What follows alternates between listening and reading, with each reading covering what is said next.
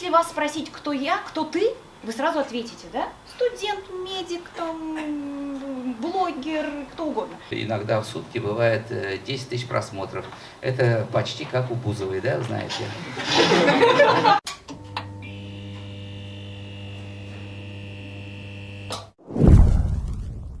Xayrli kech, tag'in bir, значит, bek yaxshi bunda mana bular yildik, studentlar, biz bunda yilamiz shu endi mana 23 yil bular. Biz narsa sizdan, значит, kutamiz endi. Sizdan kutamiz biz aktivность, tatar tili saqlarga endi, tatar kultura saqlarga bu shaharda. Bizning получается 23 yilda endi bunda ko'p kishi endi mana oqsoqollar, biz ularga zo'r e'tibor beramiz.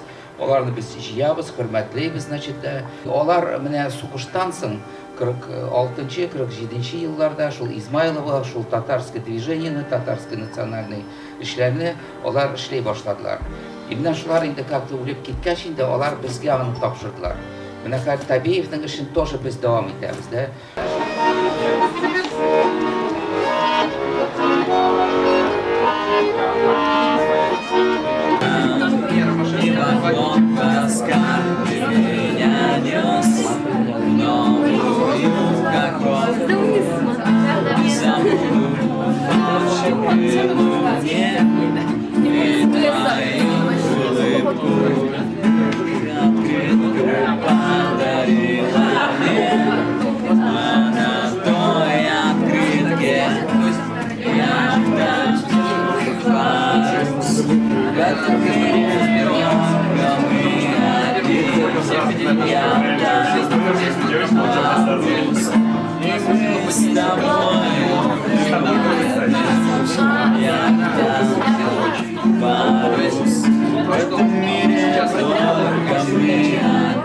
Всем добрый жаркий вечер. Меня зовут Лилия Гадель, я психолог, диетолог, журналист. Сегодняшняя тема, о которой мне хотелось бы рассказать, это самооценка и самоидентичность.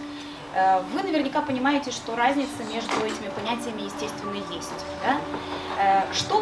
Как вы считаете, что больше, самооценка или самоидентичность? Вот по фактурности своей, по влиянию своему в целом на жизнь человека. Самооценка или самоидентичность? Самоидентичность, я вот слышу, да, подсказки? Да. Потому что самооценка – это скорее часть самоидентичности человека, часть идентичности человека. Собственно, слово происходит от английского identity, еще одно слово, которое ко мне относится на вопрос, кто я переводчик с 3 языков, ну, это сейчас не относится к теме. Identity – это, собственно, личность, да, вы знаете, вот identity card там, и так далее, это именно вот, собственно, удостоверение личности. И личность, конечно же, состоит из массы определений, понятий, критериев и так далее, и так далее, и так далее. А самооценка – это, собственно, говорит само за себя, да, это оценка себя самого, которая, естественно, зависит не только от нас самих, но и от того, что нам говорят о нас самих, другие окружающие нас люди. Какая бывает самооценка?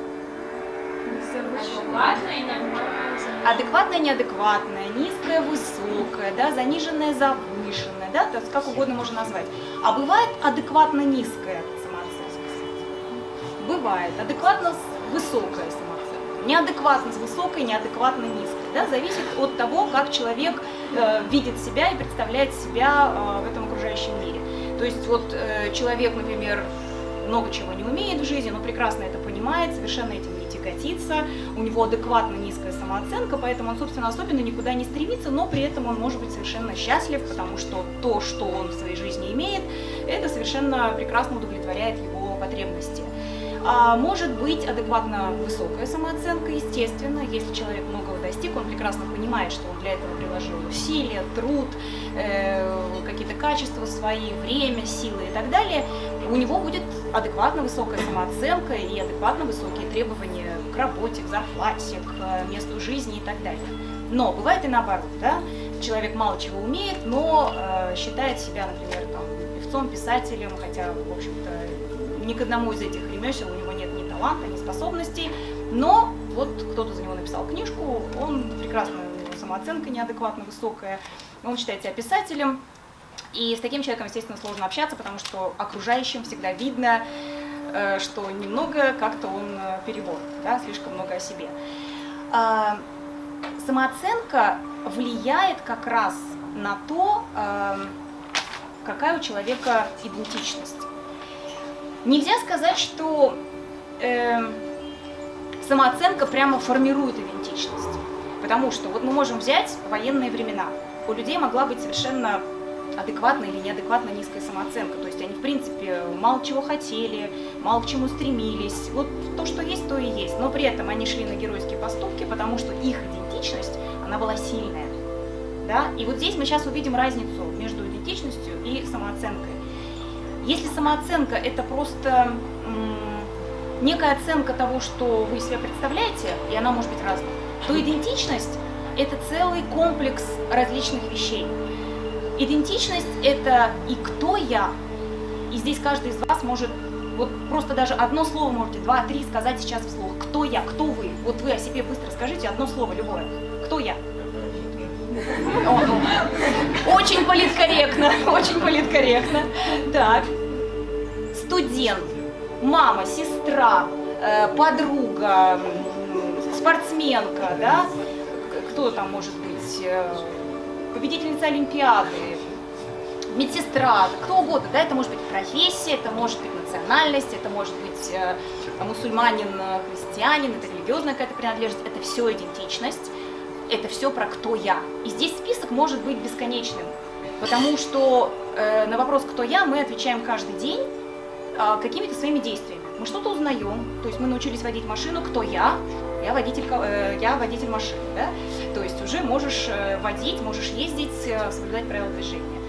Научился, я не знаю, делать что-то еще, походил на актерские курсы, кто я, там, начинающий актер, сходил, позанимался фотографией, кто я неплохой фотограф, и так далее, и так далее, и так далее. То есть на вопрос «кто я» мы отвечаем постоянно какими-то своими навыками.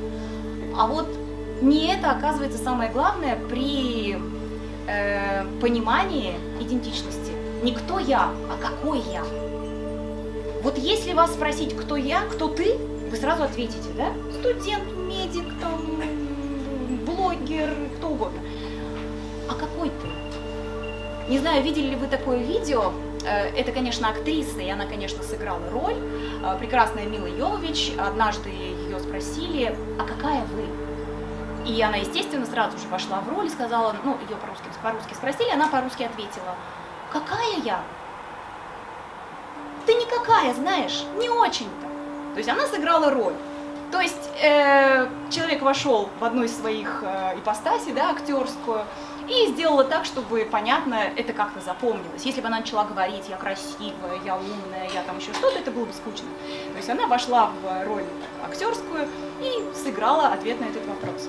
Упражнение, которое номер один в психологической практике очень часто, когда начинается работа как раз по самооценке и по изменению идентичности. Вы же понимаете, что самооценка меняется, да? Она может быть от низкой к высокой, она может даже меняться в течение дня. Вот вчера у меня была нормальная самооценка до тех пор, пока я, не оказалась лопухом в покупке дивана. Я купила диван, который оказался абсолютным нехорошим диваном.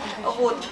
Самооценка так приупала, и я подумала, ну как же так, у меня не получилось купить нормальный диван. Но потом я успела с этим поработать очень быстро, и никакого чувства вины, самоедства, там, страданий и так далее нет. То есть я эту ситуацию пережила в ту сторону, в которой я поставила себе задачу, что делать с этим диваном, да, а не упала в эмоциональные какие-то переживания по поводу того, что как так, ну что же я такая, да? Идентичность тоже меняется. И, собственно, с этим как раз к психологам и приходят. Почему у меня не получается вот это, нет девушки, нет парня, нет семьи, нет профессии, нет призвания, нет чего-то еще. Но все это упирается как раз в идентичность, в самоидентичность человека. Меняется она? Меняется, естественно, но для этого нужно время. И очень часто практика изменения вот этой идентичности из слабой в сильную начинается с упражнения, которое называется «Я хороший, потому что». Ваша задача сейчас написать 10 предложений, которые начнутся со слов «Я хороший, потому что» или «Я хорошая, потому что». 5 минут. 10 предложений.